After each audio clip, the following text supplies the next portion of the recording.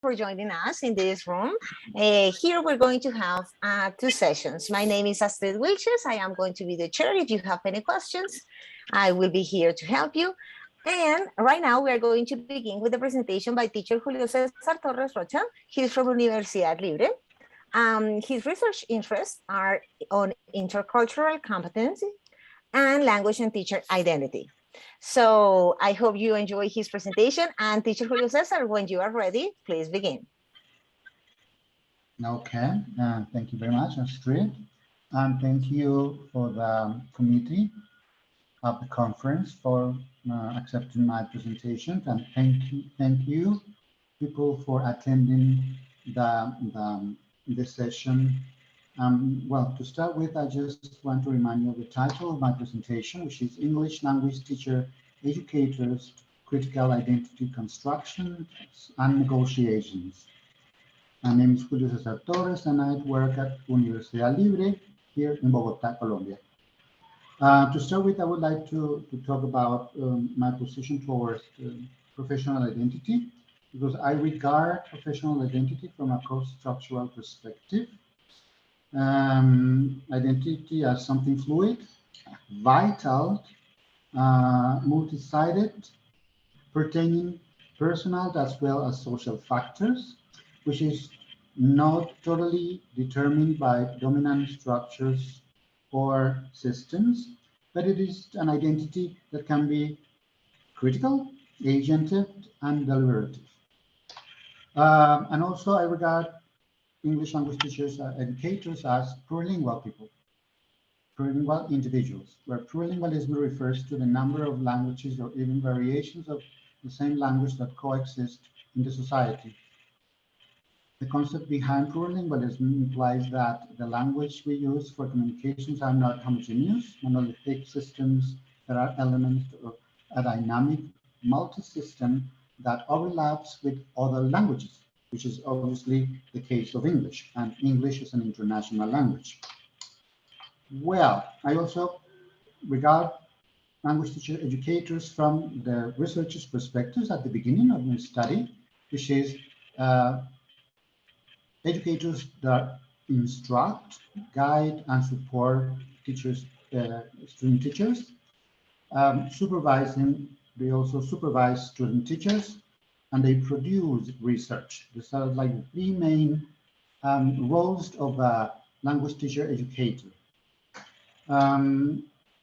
Teacher educators are believed to be the core of good teacher education, and their work significantly impacts on the quality of future teachers. That's why I selected this topic, and because also it's a topic that has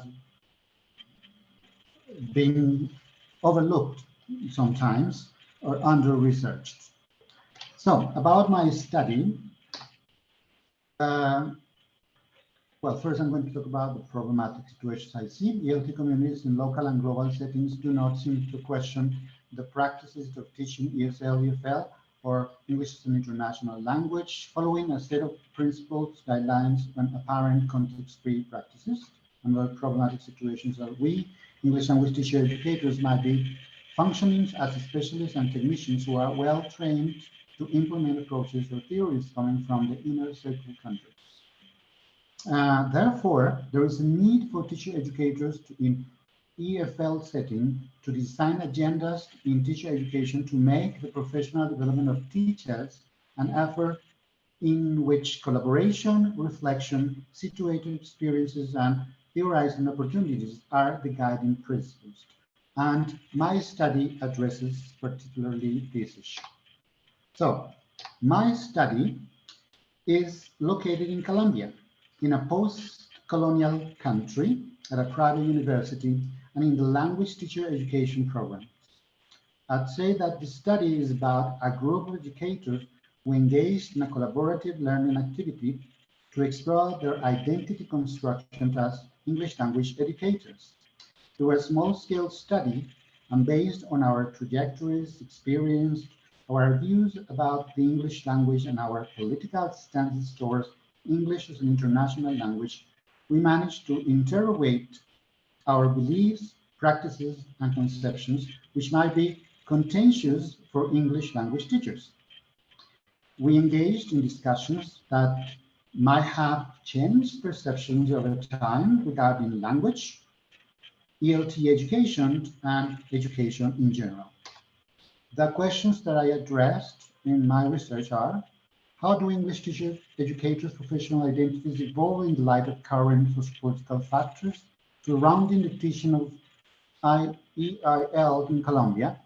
How do teachers, educators think their participation in small group study sessions change their professional identities? And the purpose of the study is to enable teachers, educators to reflect on their professional identity in regard to the teaching of English as an international language in Colombia. We have further purposes in my study, which are to identify English language teacher educators' current conceptions, experiences, and perspectives of factors involved in their role, to raise critical awareness of, in ELTEST of the social and political factors related to the English as international language by engaging in collaborative learning experience,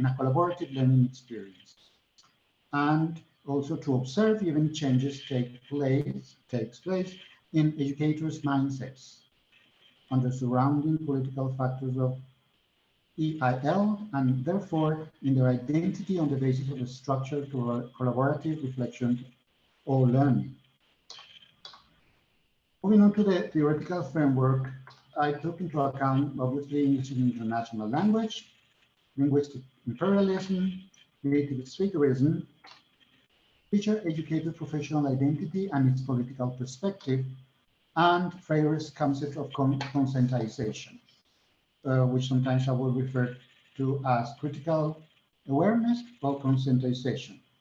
According to Freire, conscientization refers to a process in which men, not as recipients, but as knowing subjects, achieve deepening awareness both of the socio-cultural reality that shapes lives, of their capacity to transform that reality. He says that the more the subjects enter into the essence of problematized sub-object, the more they are able to unveil this essence. The more they unveil it, the more their awakening consciousness deepens, thus leading to the conscientization of the situation. And it's the conscientization of the situation of non-native speakers in the ELT community. Moving on to the methodology, my study is framed within an interpretative critical perspective of research. This study aims not only at exploring the construction of teacher-educator identity in a sociocultural context like the Colombian ELT community, but also at creating English language teacher educators' political awareness and therefore a change in their conceptions. The method of data collections, or the methods I used, were interviews, small study group sessions, and written reflections or reflective accounts that language teacher educators wrote. The data analysis that I used was the thematic analysis. Now, moving on to the research design, this is the outline of the research design. First, there was a stage of exploration, then a stage of collaborative learning experience, and then a stage in which we found or we will find reflective accounts. And the final stage, obviously, which was probably the longest and probably most difficult for me, was the data analysis. Even though I analyzed step by step each of the data sets produced in each of the stages, the last stage was the most significant for me as a researcher. Moving on to the next, I'm going to tell you a little bit about the participants. English language teacher educators in a private university here in Bogotá. 5 non-native speakers, 4 females and 1 male. The qualifications, 1 with a doctoral degree in education and 4 with master's degree in TESOL or in applied linguistics to TEFL. Obviously, they have all worked in teacher education for a long time, but they have obviously previous trajectories in elementary school, high school, most of them. Also people that taught ESP and general English in language centers or institutes.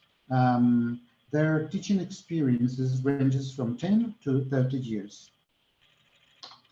Now, I'm going to walk you through the 3 stages of my research, and I'm going to tell you just a bit about the findings of each of the sessions, of each of the steps or stages I went through.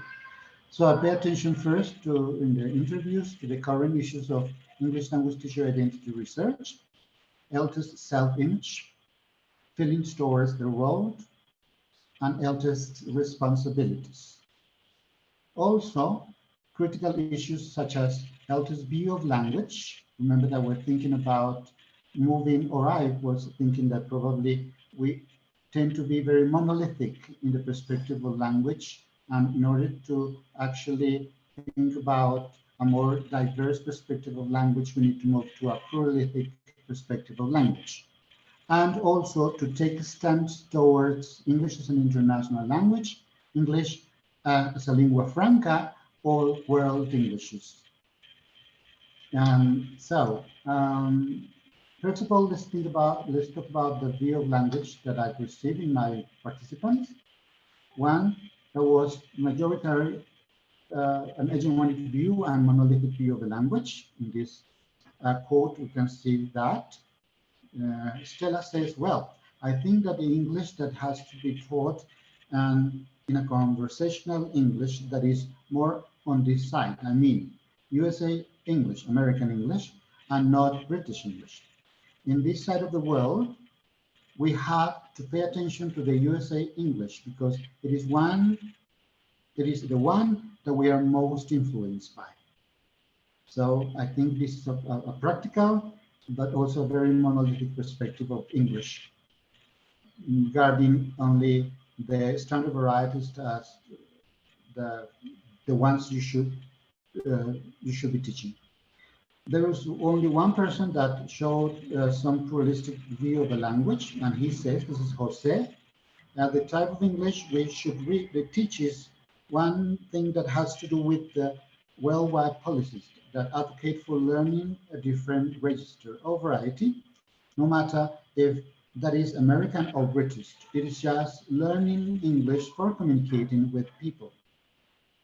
Moving on to the next slide, we think the initial political stance I identify were first a celebratory perspective, an apolitical stance towards English as an international language, and a social critical stance. I want just to focus on this apolitical stand of one of the members because Nadia, she never thought about this political stance as an English language teacher, and also on the social critical stance regarding especially one issue that is the sociocultural perspective of English language teacher education that Sarah says. I try to teach students to be aware of their role as teachers, as future teachers, and try to make them aware of their social responsibility.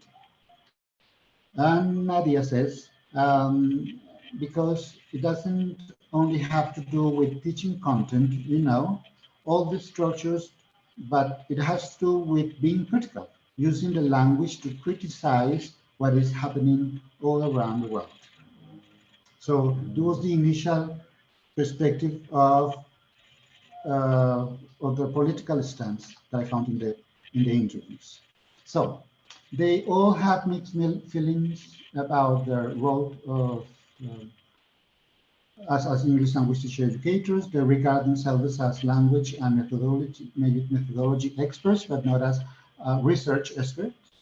Their view of language is still static and monolithic, and there are various levels of political awareness of the role as English language teacher educators. Um, well, these feelings started become very important from the very beginning.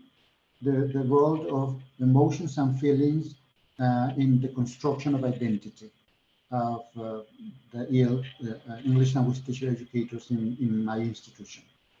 Moving on to the second stage, small study group sessions. I have 5 sessions of 2 hours each throughout a semester. This was a small group study, and I took it as a method for studying professional practice that has the following characteristics. It is self-initiated and focused. It is improved aimed. It is interactive. It includes mainly qualitative methods, and it defines validity based on trustworthiness. And it is based on what we call self-study research, which is very traditional, especially in the United States, but obviously it might be also popular all around the world. In this small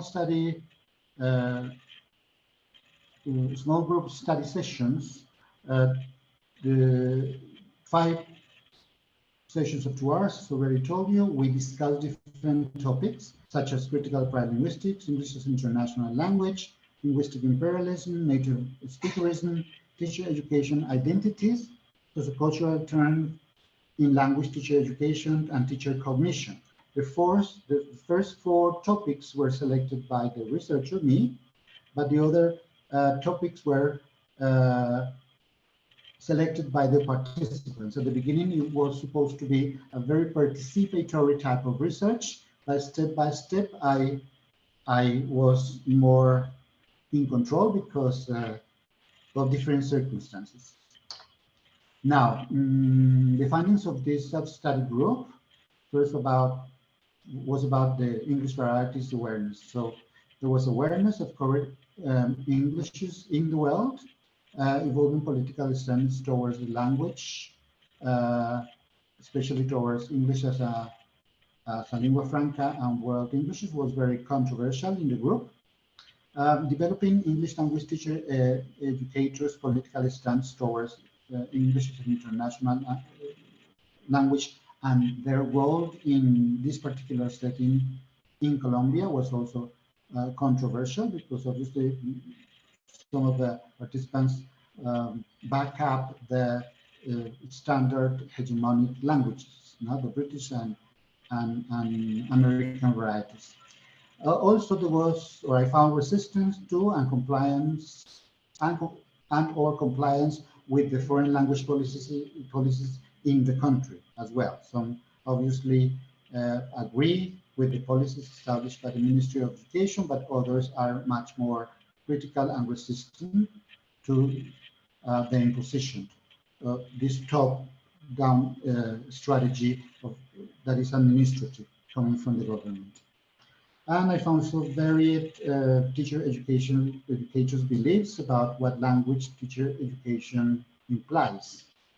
Other findings about the self-study group is that they started like contemplating new research interests on sociocultural aspects in the ELT Colombian setting. I found also the need to explore sociocultural and critical issues like racism, equality, and gender. Also, social justice was one topic. Resistance to the change of ideology of English, because obviously it's related to success, employability, and native speakerism, which is highly regarded here in this context. Confrontation with their own identities and reaffirmation was also very related to what I said before, feelings and emotions. That is actually a very important issue when we think about construction or negotiation of identities. Moving on to the last bit of these findings, I found also teaching seems to be the priority. not like in other contexts that teaching, supervising, and researching is all together. In my institution, teaching was like the priority. Also, I found expanded identities in the sense that they start contemplating as something really important, the supervision and the researching, but some of them don't have specific research responsibilities in the institution. And something that becomes very, very relevant was the role model and the social activist perspective now as something really, really important in the Colombian context. Now, English language teacher educators changed their view of language from a monolithic perspective to a more pluralistic view of the language, step by step throughout the sessions. And English language teacher educators perceived change in their political stances from being anapolitical, for example, to recognizing the various levels of political responsibility in their context. LTEST renew interest in contextual sociocultural issues, and LTEST want to explore new research interests, like research in identity for LGTB community,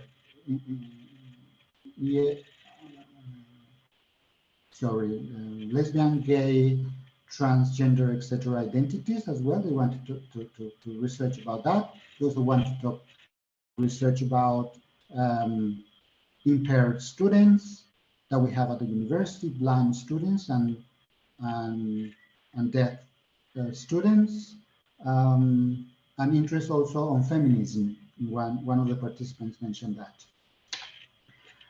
Well, Nadia especially was the person that that changed the most throughout the whole process.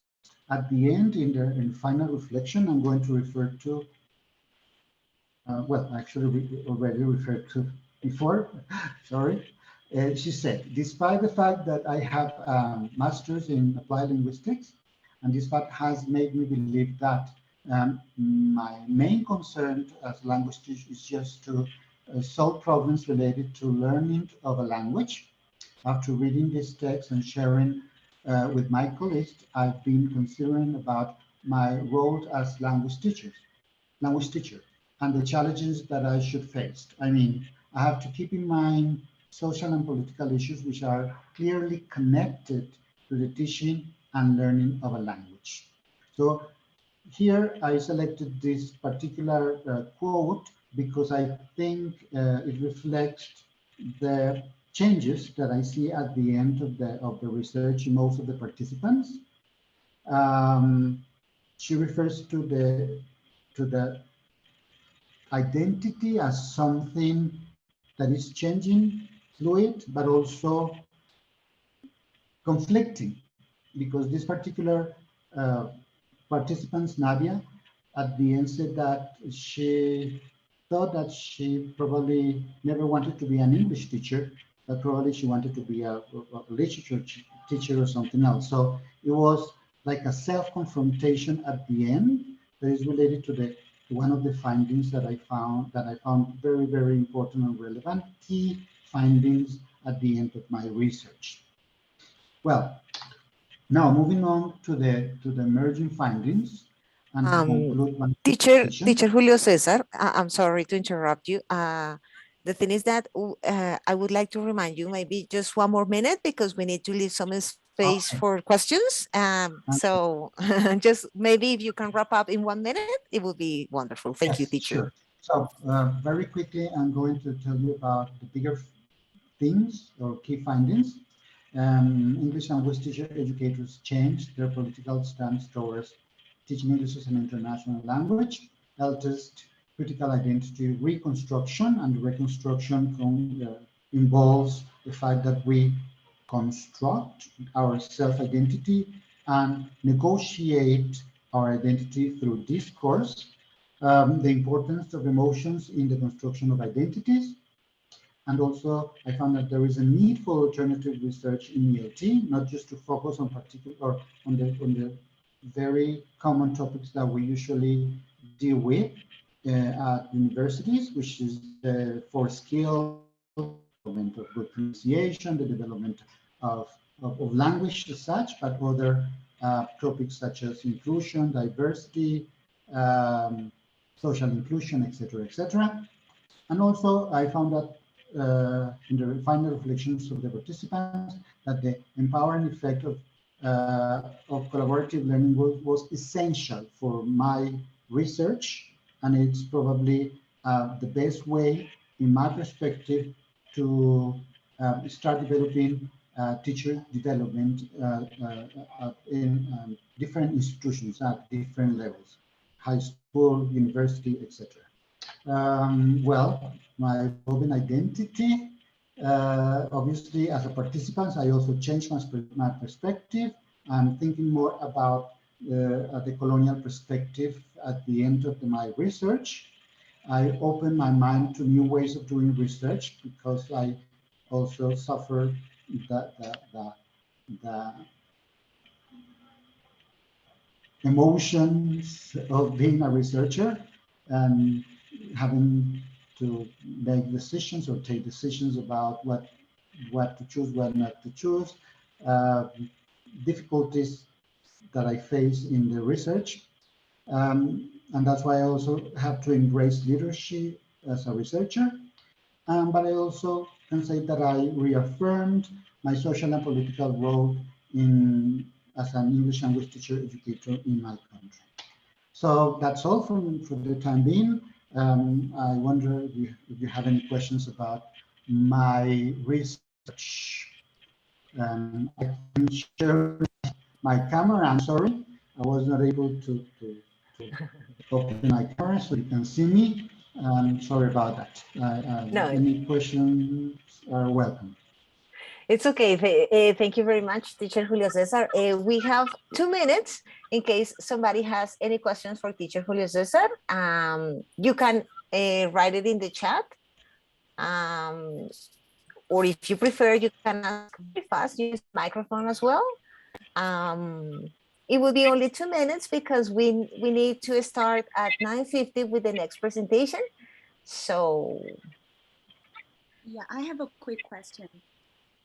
So as an educator, language educator myself, I'm struggling with like my confidence in teaching language because I will never be like speak as fluently as a native speaker.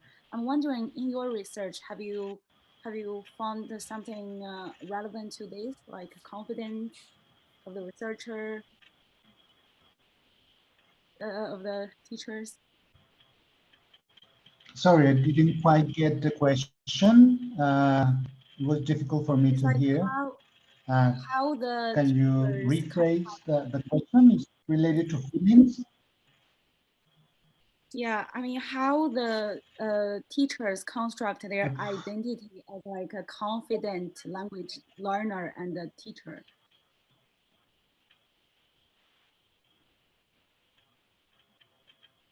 Well, I would say that my participants, they were all confident. They are very, very experienced teachers. And if you think about confident as a researcher, I can talk about me as a researcher. No, my own evolving identity grew very much because I now recognize myself more as an academic.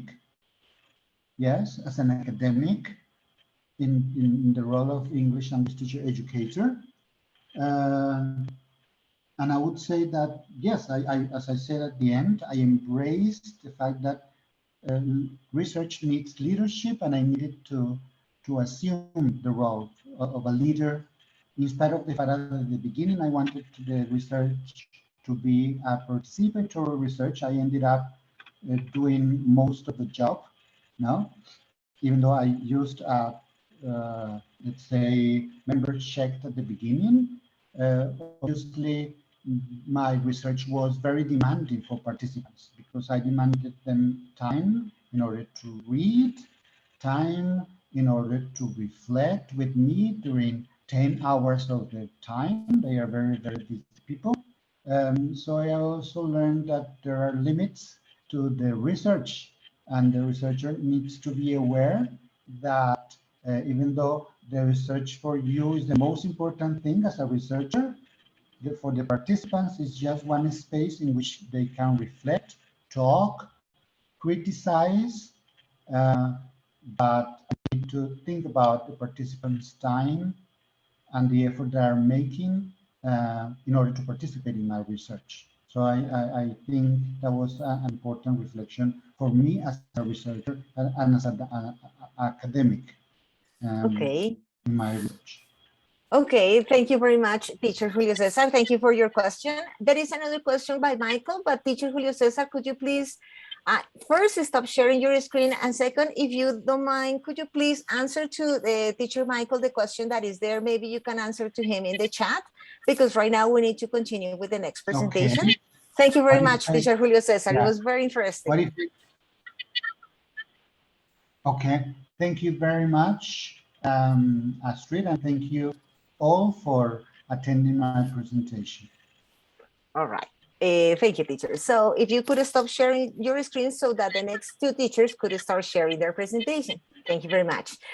So right now we're going to continue, and also please mute your microphone. Thank you, teacher. So right now we're going to continue with the next presentation that is by Marta Fondo. She's from the Universidad Oberta de Catalunya.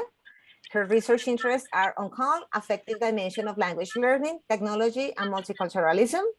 Teacher Julio Cesar, could you please mute your microphone? Thank you very much. And also by Martin Steffel, who is from University of Chemistry and Technology of Prague. His research interests are on ELT, philosophy of business, ethics, and philosophy of technology, researches into critical thinking and its application in ELT. They're going to start their presentation right now. So please, Teacher Julio Cesar, could you please mute your microphone and stop sharing? Thank you very much. Sorry about that.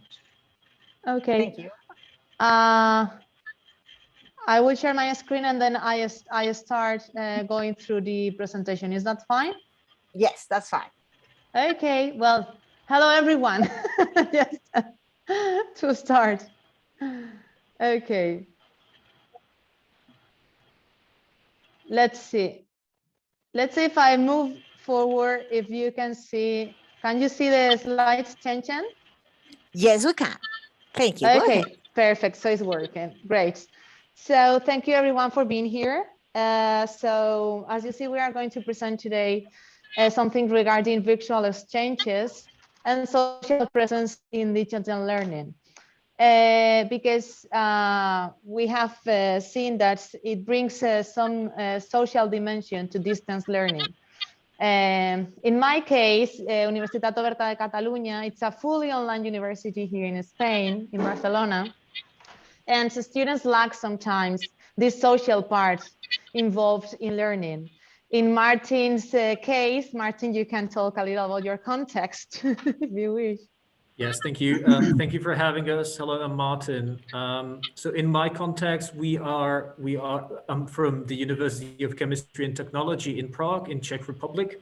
And what we have here are students who study business English at the business school of a technological university.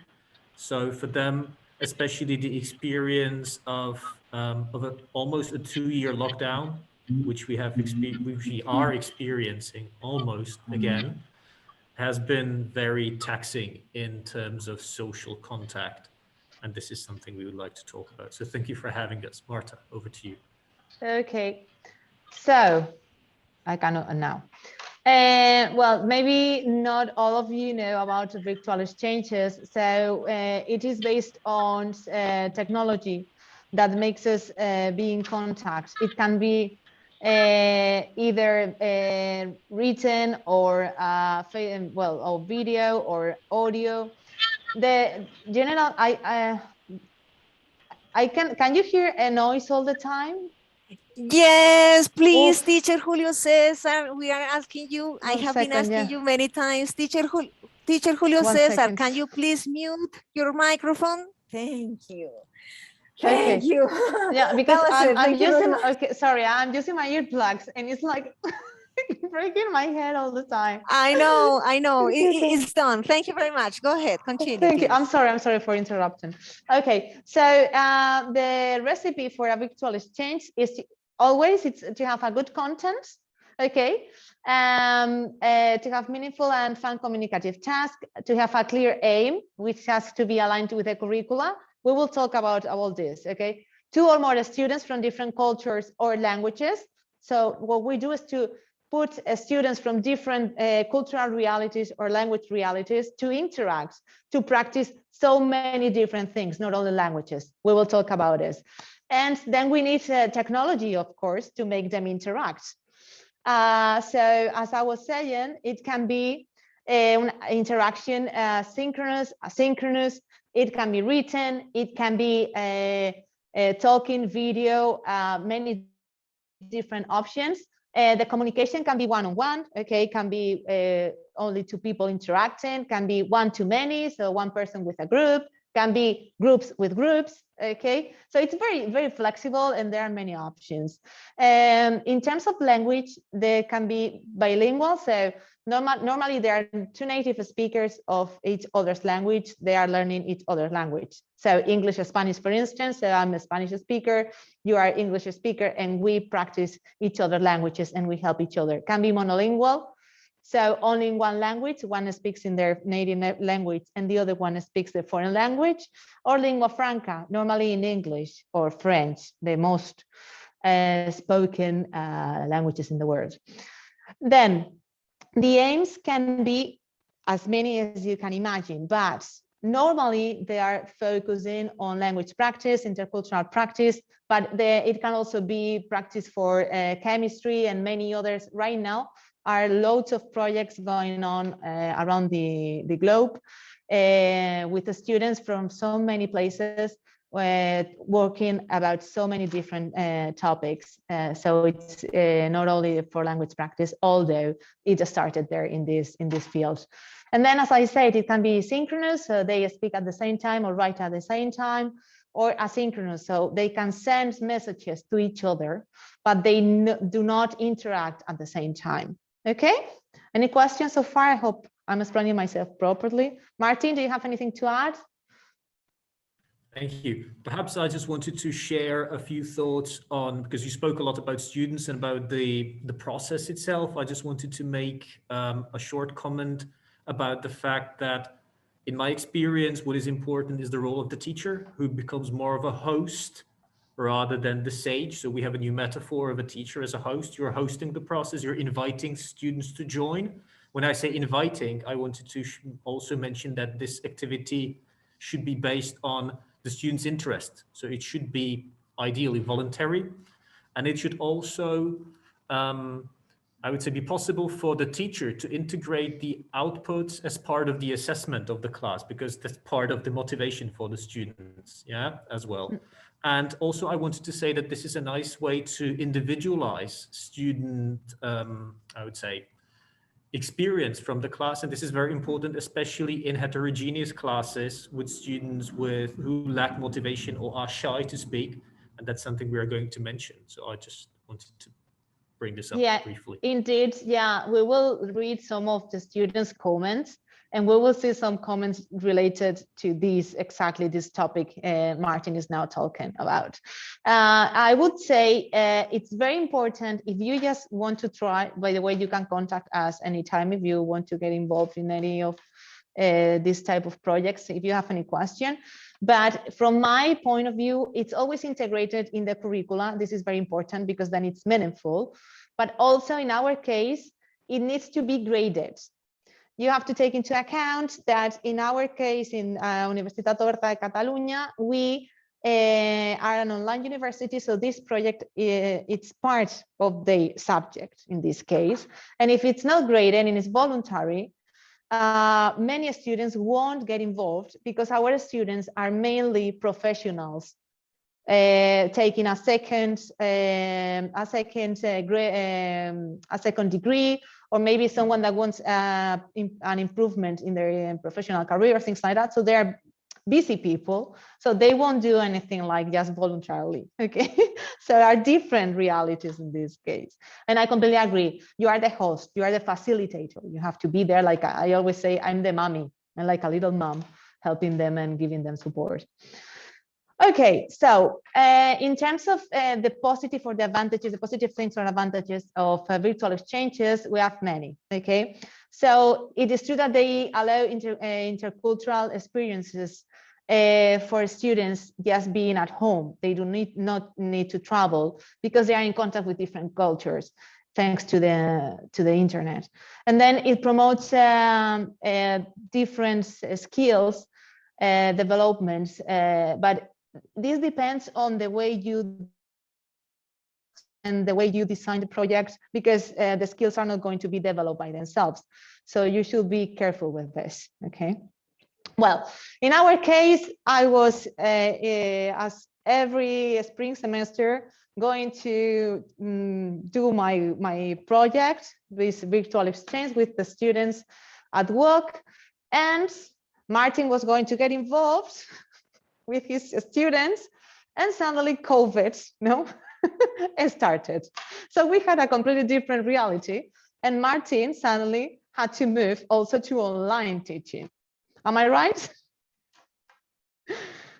Yes, yes. So we were both online in this time, and this is what we want to share today. So virtual exchanges in distance learning can be an advantage, but in this case was exactly a different scenario. So thankfully we had ICT, so information and communication technologies, so the internet, we had video conferences, we had email, we had many means of communication online, and this allowed us to provide the students with these projects, and we suddenly realized with some social interaction, the social dimension of learning, they were lacking because of the context. Well, so in terms of distance learning, we have advantages. Obviously, in COVID times, having this option was key, because many students, if not, did not have any opportunity to keep learning and studying. They could manage their time independently. They have access to education thanks to this technology, and there is seamless learning, so you can study from everywhere. If you are in lockdown, this everywhere, it's the kitchen, the living room, okay? But right now, maybe it can be a coffee shop or the university, your home, and so on.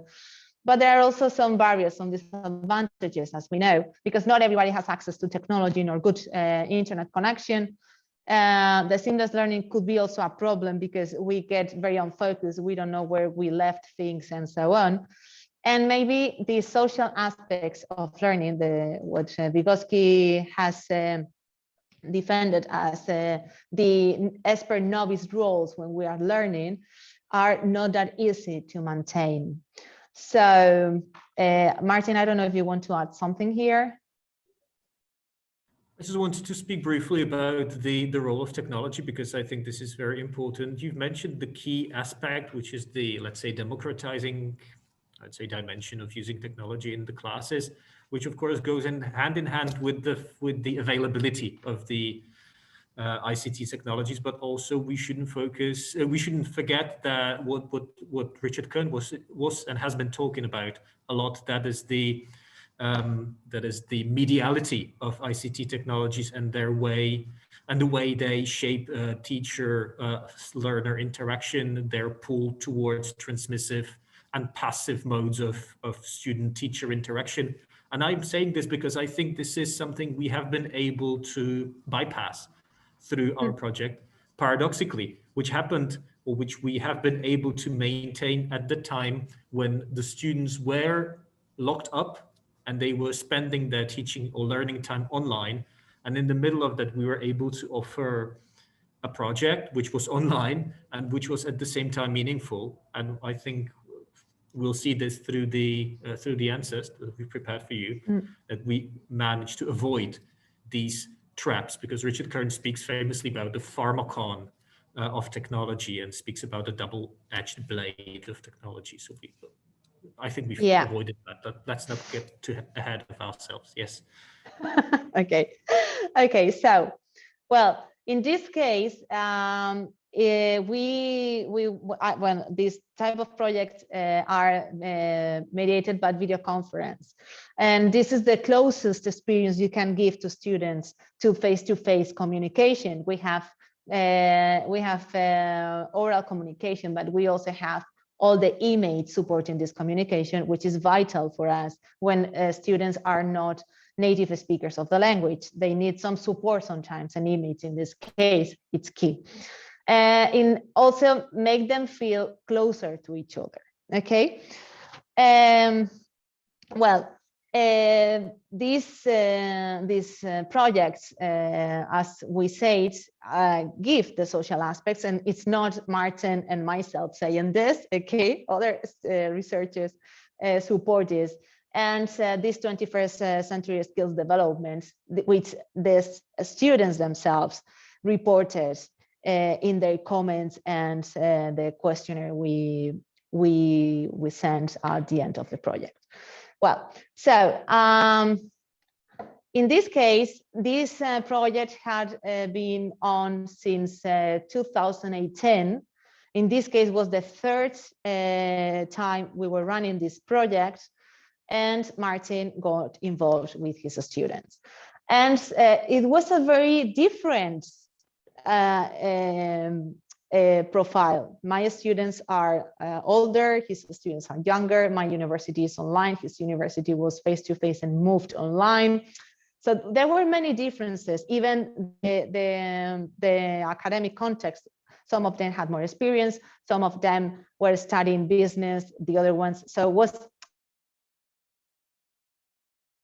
like many differences. So, okay, first of all, what's the social aspects? Now we're in lockdown, no? We were reflecting on this. So are they valued by the students? Are they aware of these social aspects of virtual exchanges? And then we were also,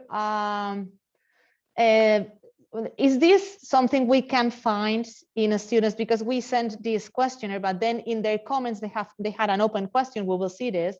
And we were like wondering if they make this reflection something visible in their comments during the project and at the end of the project. And then also comparing, has COVID-19 had any impact in the way they perceive virtual exchanges? Is there any difference between 2018, the first time we ran the project, and 2020? So these are the three research questions that went through this study. We had two types of data: the quantitative that we gather at the end of the project in 2018, and then at the end of the project in 2020 in plain lockdown. Then qualitative data that was gathered in the session reports. Every time they finished a session, a video conference, they sent a report, a summary of the session they had, the video conference. And then at the very end of this questionnaire we sent to evaluate the project, they had an open question to reflect about the project. So this is the qualitative data we are using in this sense. Well, the sample, Martin, anytime you want to talk, you interrupt me, okay? If not, I go on. That's okay, you go on, because we are almost running out of time, as I've noticed I in the know. chat, so it's over to you. Perfect. So there are, in our case, sorry, there is a mistake here. This is monolingual, sorry. It has, so the type of project is monolingual. It's English as a lingua franca. There is a mistake here. I'm so sorry, apologize, okay? Between our students, so native speakers of Spanish, native speakers of Czech, so they were interacting in English, is monolingual and one-on-one. And the students in Prague, they were studying business English. My students were not studying English. We're enrolled in a subject, which is international management, but the subject is taught in English, okay? And this is the data we use for the qualitative data and part of the quantitative one, but then we used also the data gathered in 2018, only the quantitative, and the same students at WOC, the other students interacting with other universities in 2020, okay, which were bilingual, not monolingual, English and Spanish. Well, the project were 8 weeks long. They had 4 sessions with 4 different tasks. So they had role play, they had free talk, like debates, different types of tasks with content to practice international management and business English. And it was mediated by video conference.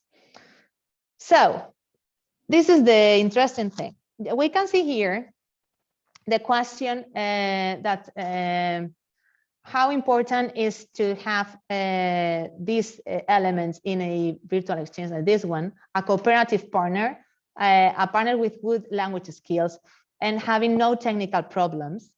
And what they value the most is to having a cooperative partner. They don't care that much about language skills nor technical problems, although they suffer very often this. And the interesting thing is that there are not so many differences between, sorry, the green one is WOC 2018. There is a mistake here. Now I'm seeing everything in big, I realize. Okay, then here is the same. We cannot find many differences between the 3 groups and different years. So when we asked about, well, how important was and useful for your personal life, the project was useful for academic life, and if you enjoy someone knowing someone from a different culture, they more or less value the three groups we have here. So students from Prague, students at WOC in 2020, and students at WOC at 2018. We cannot see many differences, and what they value the most is knowing someone from a different culture, the social aspect of the interaction, not if it was useful for them. Again, what they enjoy the most, we are asking, interacting with your partner, practicing different language with your partner, and getting to know your partner. They are more or less the same because everything involves interaction and the social aspects of these virtual exchanges. And again, we see that 2018, it's a little bit lower, but it's not significant at all. And all the 3 groups are more or less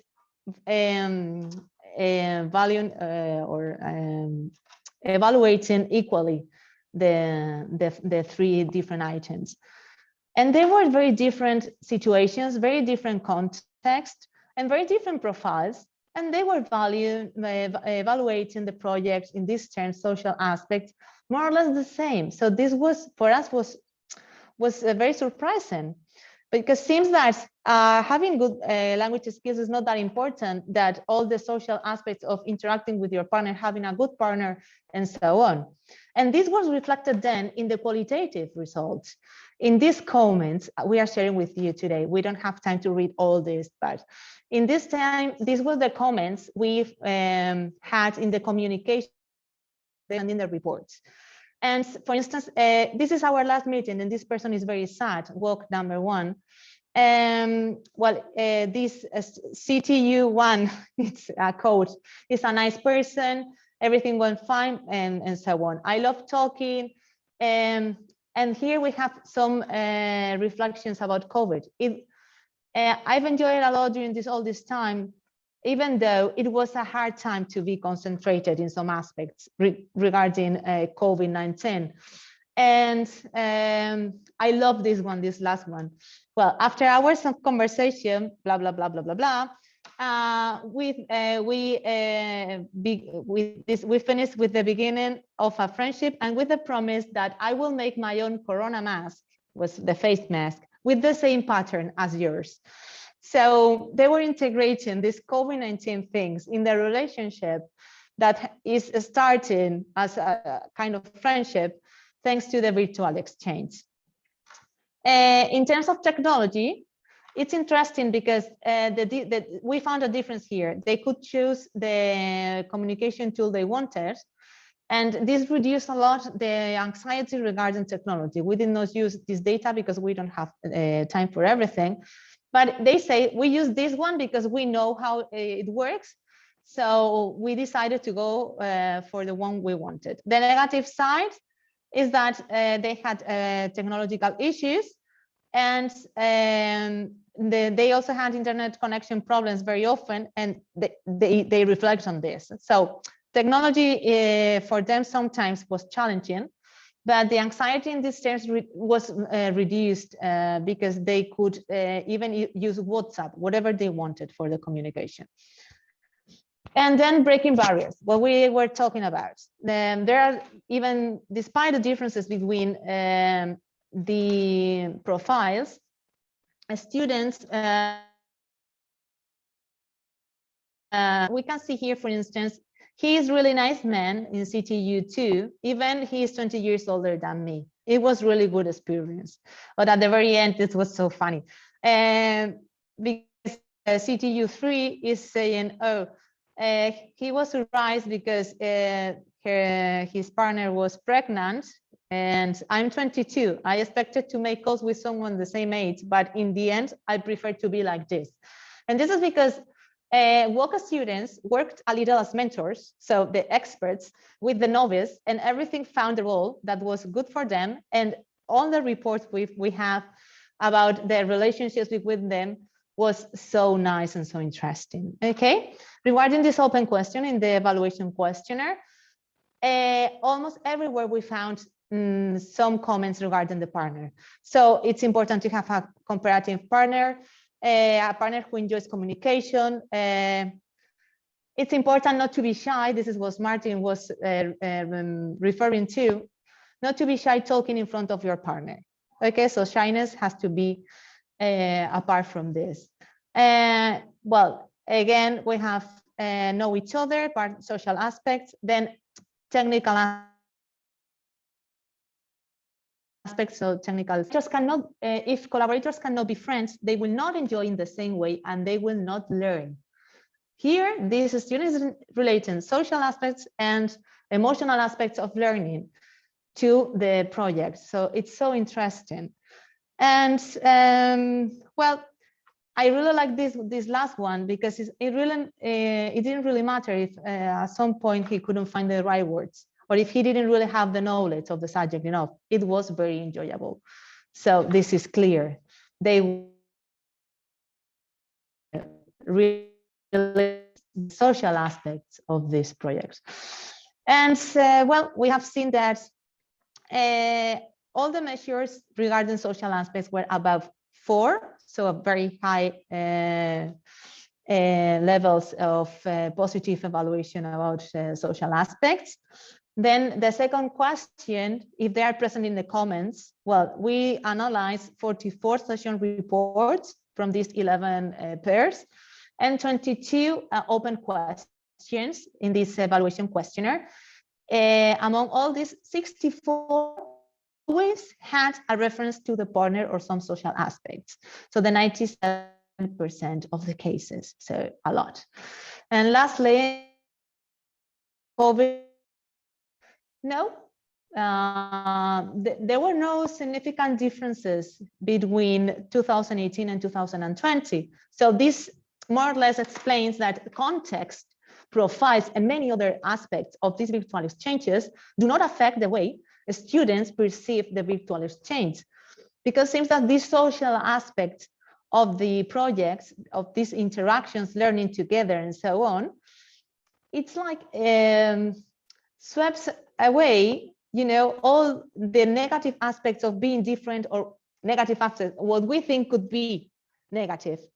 And they valued exactly the same, more or less, taking part in this project, no matter if they were in lockdown or having their regular lessons.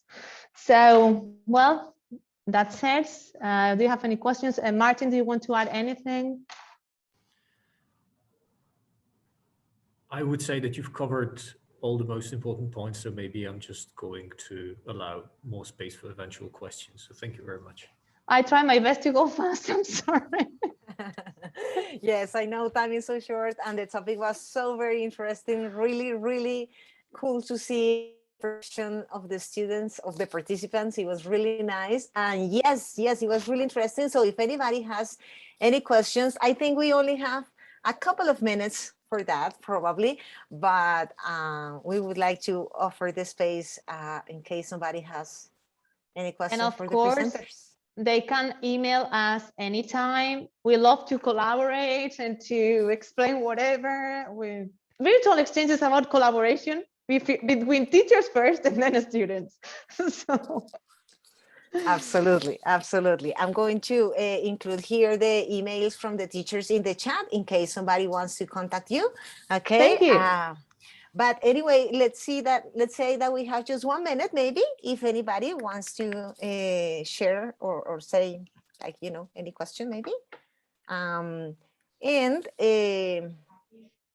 Please, teachers, if you can see the comment here by Sibyl, maybe. Mm-hmm. The students had quite a high level of English. Okay. Thank you, Manuela, and thank you, Sibyl. Well, in my case, most of them had an intermediate and advanced level. Martin, your students had a lower level. Yes. I would say that my students, those who participated, were at their best moments, they were B1 minus, perhaps, I would say. So they were able to communicate, but for me, it was also the question of not being used to communicating, because for most of these students, it was the first time they have had a chance to communicate with someone who's not a teacher or who is not a fellow student sitting next to them in a class, helping them to fill out a textbook exercise or assignment. So it was a question of just overcoming the shyness, and that's it. So it was, B1s, weak B1s. Yeah, since they A2 level, since they can communicate, they can go for a language exchange. It's better if it's bilingual. So if the partner knows the language as well, so it helps. So English or Spanish, for instance, A2 level, they are able to communicate because they know a little about each other languages. If not, it's challenging, but images are awesome in this case. They share images about to talk, they check words on the internet. We have the recordings as well. It's so interesting seeing how they break these cultural and communication breakdowns. So now with technology, everything is possible. That's true. That's right. Well, we are here indeed today.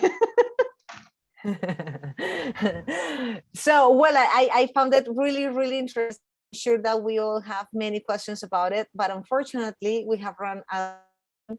And in this moment, I would like to ask everybody if you could please turn on your camera. We would like to take a screenshot just to remember this moment and this great presentation. So yeah, you look great. Yeah, everybody looks fine. So please, if you want to turn on the camera, that would be fantastic. We'll take a screenshot for all the participants of this great presentation. Thank you very much to the 3 teachers that were sharing their presentation here.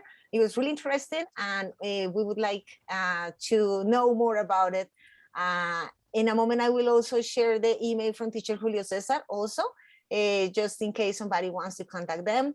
I'm just waiting for more people, maybe if they want to turn on their cameras. If not, then well, I will just take a screenshot with the people that are already here. And that will be it, right? I guess that's it. Yes, I think that's it. So smile, cheese. That's it. That was it. So thank you very much. Let me just share here the email from teacher Julio Cesar, and remember that you can go back to the main room right now. And thanks everybody. Thank you very much. Thanks for having us. Goodbye. Bye. Everyone.